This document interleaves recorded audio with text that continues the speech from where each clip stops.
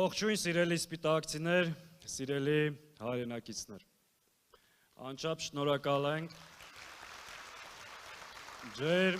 ընդունելության համար։ Սիրելի հայրենակիցներ, եկեք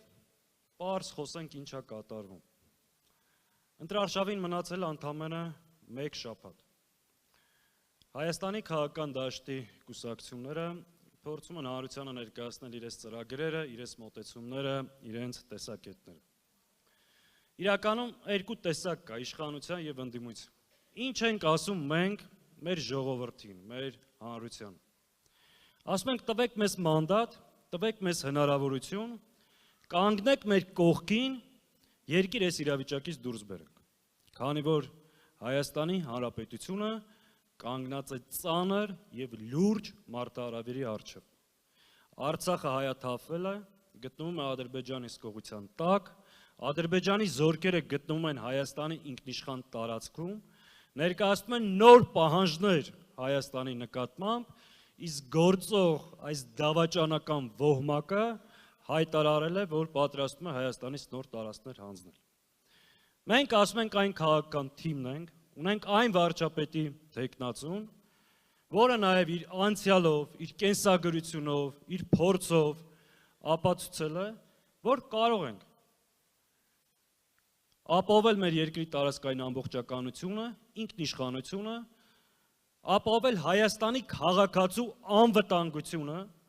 մեր սահմանների անվտանգությունը, կառուցել ուժեղ, հզոր, կայուն պետություն։ Սրան զուգահեռ ինչ ասում այսօրվա իշխանությունը։ Ժողովուրդ, ՔՊ-ի նախընտրական ծրագիրը ձեր հետ կապ չունի։ Իր խոստումները ուղղված է Ալիևին։ Այդ խոստումները, եթե դուք նայեք, անընդհատ ասում է ժողովուրդ, այդ իր ապուշ սրտիկները չգիտեմ ինչ, բայց ձեր հետ կապ չունի։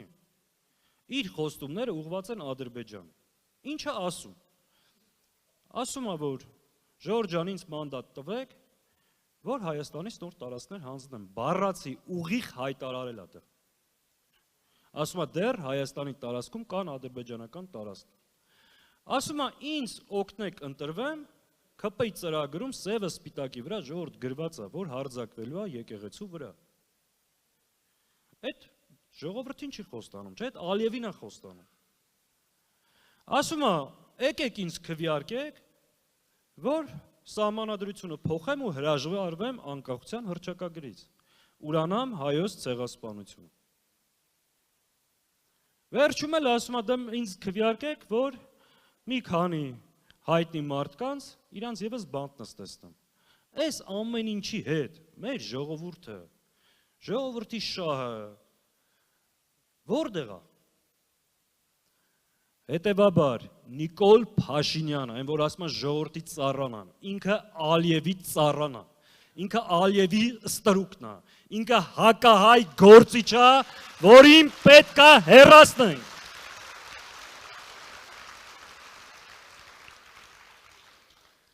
Ժողովուրդ ջան, այս մարդը բոլոր տեղերում ձախողել է։ Իր կառավարման տարիները, իր հետագիծը ձախողման, տապալման, դավաճանության շրջանը։ Բայց կան մի քանի ոլորտներ, որտեղ ինքը լուրջ աճ արձանագրել, լուրջ հաջողություններ, երկնիշ թվերով, որոնք են այդ ոլորտները։ Այս շատ կարևոր թեմա է, որ ուզում ենք ձեզ կիսվենք ուշադրություն հրավիրենք։ Առաջինը, Նիկոլ Փաշինյանի կառավարման տարիներին մեր երկրում մեծ աճ եւ առաջընթաց ունի թմրամոլությունը։ Պաշտոնական տվյալներով 15%-ով, իրականում շատ ավելի մեծ ծավալով, այսօր ամեն մի թփի ծառի տակ շքամուտքում նարկոտիկ են ծախում օրը ցերեկով, թմրամոլությունը մեր երկրում մեծ ծավալների է հասել։ Սա ինչի համար է։ Մեր ընտանիքները քանդելու, երիտասարդությանը սխալ ուղղությամբ տանելու ու լուրջ սպառնալիք է, անվտանգային սպառնալիք է, նույնիսկ դպրոցներում արդեն տարածումը տեսնում եք մեր հասարակության համար։ Լուրջ երկնիշ աճ ունի 8 տարվա մեջ։ Ինչ է ասում Հայաստան դաշինքը, որ արմատախիլ ենք անելու։ Թմրամոլությունը մեր երկրում պետք է համակարգային պայքար ուղղվի եւ իսպառ բացառվի։ Ու այսօրվա այս ծավալը Որ գոյություն ունի ժողովուրդ ջան, գոյություն ունի, որովհետև սա ունի պետական հովանավորչություն, հակառակ պարագայում այս ծավալով չէր կարող լինել։ Երկրորդ առաջընթացը, այս իշխանության օրոք, սա խաղամոլությունն է։ Ընդհանրապես մի թիվ եմ ասում ձեզ ժողովուրդ, 2018 թվականին խաղադրույքների ծավալը կազմում էր $1 միլիարդ։ Այսօր խաղադրույքների ծավալը $20 միլիարդ։ 20 անգամ Նիկոլի իշխանության տարիներին խաղամոլությունը այս երկրում աճել է։ Պետական բյուջեից շատ, պատկերացնում եք դուք, խաղամոլության խաղադրույքների վրա գումար է դրվում։ Բոլորս գիտենք, չէ՞, քանի ընտանիք է քանդվում։ Նիկոլ Փաշինյանը կազինոն մտցրել է յուրաքանչյուր հայի օջախ։ Ընտանիքներ են կործանվում ու անվերադարձ։ Հայաստան դաշինքը ասում է, որ պետք է սահմանափակվի օնլայն կազինոների գործունեությունը եւ այդ չարիքի դեմը պետք է առնվի, որովհետեւ դրանք հայկական օջախների քանդման ու երիտասարդության կործանման պատճառ են դառնում։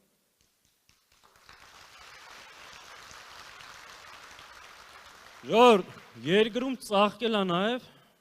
մեծ աճ, հանցագործությունը։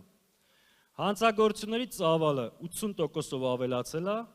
սպանություններինը 66%-ով։ Որովհետև այս իրավապահ համակարգի աշխատողները հիմնականում զբաղվում են քաղաքական գործիչների ու ընդդիմադիր հայացքներ ունեցող մարդկանց լսելով, գործ սարքելով, այս հարցերով։ Իսկ իրական հանցագործները, եթե դուք դատական որոշումներն նայեք, ծանր հանցագործությունների մեջ մեղադրվողները ազատության մեջ են, իսկ պարզ քաղաքական հայտարարություն անողները այսօր կալանքի տակ։ Հենց այդ դրա արդյունքում մեր երկրում նաև հանցագործությունների նման ծավալ գոյություն ունի։ Հանցագործությունը մեր երկրում տեղ չի ունենալու, դաշինքը հստակ հայտարարում է, երկրում պետք է լինի կարգ ու կանոն եւ այս համակարգային պայքար հանցագործության դեմ։ Եվ վերջինը ժողովուրդ ջան, այս մարդը նաև լրջորեն 7.5 միլիարդով ավելացրել է պետական պարկ։ Ստեղ նստած յուրաքանչյուր քաղաքացու վրա մեծ պարկ է դրա։ Ասում ենք ինչ ես արել այդ փողերը, ասում է զենք եմ արել, սուտ է ասում։ Այդ փողի շատ փոքր ծավալն է, զենքի վրա գնաց է, այդ թվերը հայտարարել ենք։ Էդի կերել եք ու պետքա վերադարձնել ժողովրդին ու մենք վերադարձնելու ենք։ Ժողովուրդ ջան, այս մարդու չարիքա, սա չափազանցություն չի։ Շատ հարցեր, որ ստեղ ձեզ ասում ենք, նոր բան չենք ասում։ 21 թվականին այս դիմացի հրապարակում այս ամեն ինչի մասին ասել ենք։ Ասել ենք ժողովուրդ ջան, այս սրիկաները եթե ընտրվեն, Արցախը հայաթափվելու է, սկսելու են Հայաստանի թրքացման process-ը, սրանք հակահայ են, սրանք այս ժողովրդի հետ կապ չունեն, բայց չեն կարողացել բացատրել, չեն կարողացել հասկացվել, երբեմն մեր հայրենակիցները չեն հավատացել, չեն վստահել, ինքը կարողացել է խաբել, բայց երրորդ անգամ թույլ չպետք է տանք։ Երկու անգամ Փաշինյանի խաբելը մեր ժողովրդին, դրա համար շատ թանկ ենք վճարել։ Վճարել ենք 18 թվականից հետո Արցախով, 21-ին վերընտրվելուց հետո 200 կիլոմետրից ավել տվել է Հայաստանից ու շարունակում է տալ։ Երրորդը տալու է Հայաստանը։ Սա չափազանցություն չի։ Խնդրում ենք, աղաչում ենք, պահանջում ենք։ Մեր ժողովուրդը պետք է արթնանա։ Այս չարիքի վերջը հունիսի 7-ին պետքա տանք։ Հետևաբար ժողովուրդ ջան, այս եկող շաբաթը շատ վճռորոշ շաբաթ է, շատ կարևոր շաբաթ է, մեր աշխատանքները ամբողջացնելու, ամփոփելու, պինդ, վստահ առաջ գնալու։ Այս սրանցից մի վախեցեք, ժողովուրդ, սրանք ով են, որ վախենում եք։ Սրանք ով են, էլի, սրանք պետք է ձեզանից յուրաքանչյուր հայ մարդուց, սրանք պետք է դողան։ Ինչի, որովհետև հայրենիք են հանձնել, որովհետև 5000 մարդու մահվան պատճառ են դարձել, որովհետև Հայաստանի ինքնիշխանությունն են զիջել։ Դրանք պետք է Հայաստանի քաղաքացիներից վախենան, ոչ թե Հայաստանի քաղաքացին այդ թրկահպատակներից։ Հետևաբար Ժորժ ջան, հունիսի 7-ին համար,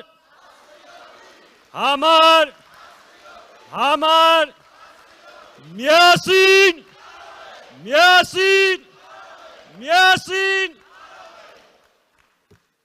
վստահ եք կարող ենք Ժորժ ջան,